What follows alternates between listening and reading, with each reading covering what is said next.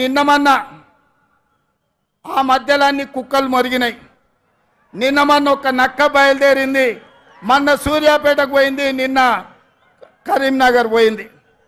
ఆయన అంటుండు నన్ను ఏం బిక్తారు మీరని. మొన్న మాట్లాడింది మీరు చూసుంటారు, కేసీఆర్ గారు మాట్లాడింది, నా ఎంటిక కూడా బీకలేరని మాజీ ముఖ్యమంత్రిగా మాట్లాడిండు. ఇది మాజీ ముఖ్యమంత్రి మాట్లాడే భాషనేనా? భాష గురించి, భావం గురించి, ప్రజా సమస్యల గురించి మాట్లాడే చంద్రశేఖర్ రావు 10 సంవత్సరాలు ఈ తెలంగాణ రాష్ట్రంని పట్టి పీడించి వేధించి దోసుకొని దోపిడి దొంగలాక అడవి పందుల్లాక తెలంగాణ రాష్ట్రాన్ని సర్వనాశనం చేసి 10 సంవత్సరాలలో 100 సంవత్సరాల విధ్వంసం చేసినావు.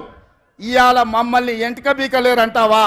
మా కాంగ్రెస్ పార్టీ కార్యకర్తలు అనుకుంటే నీ ముడ్డి మీద డ్రాయర్ కూడా ఉండదు పీకడం మొదలు పెడితే. బిడ్డ నువ్వు అనుకుంటున్నావేమో కాలు ఇరిగిందని, లేకపోతే కట్టెపట్టుకొని నడుస్తున్నా అని, కూతురు జైలుకు పోయిందని, అధికారం కోల్పోయిందని. కొంతకాలం మేము సంయమనం పాటించినాం.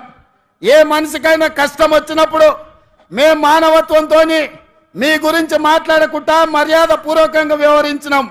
ఇవాళ నువ్వు అనుకుంటున్నావు నువ్వు ఏది పడితే అది మాట్లాడితే చూస్తూ ఊరుకుంటామని. చూస్తూ ఊరుకునేటోడు ఎవరు లేరు. నేను పెద్దలు జానారెడ్డి గారి లాగా కాదు, నేను రేవంత్ రెడ్డిని బిడ్డ. అంగిలాగు ఊడదీసి నువ్వు మాట్లాడే లత్కోర్ లఫంగ మాటలకు చెర్లపల్లి జైల్లో చిప్పకూడు తినిపిస్తా బిడ్డ. నువ్వు అనుకుంటున్నావేమో.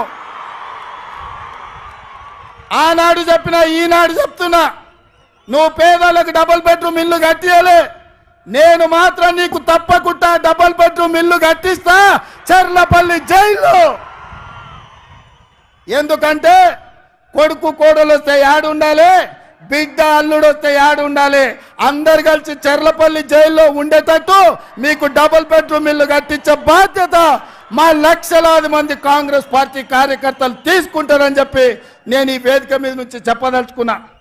అందుకే మిత్రులారా, మీరు ఆలోచన చేయండి. డిసెంబర్ 7 నాడు మనం అధికారం చేపట్టి డిసెంబర్ 9 నాడు ఆడబిడ్డల ఆర్టీసీలో ఉచిత ప్రయాణం, రాజీవ్ ఆరోగ్యశ్రీ ద్వారా. Please subscribe .news.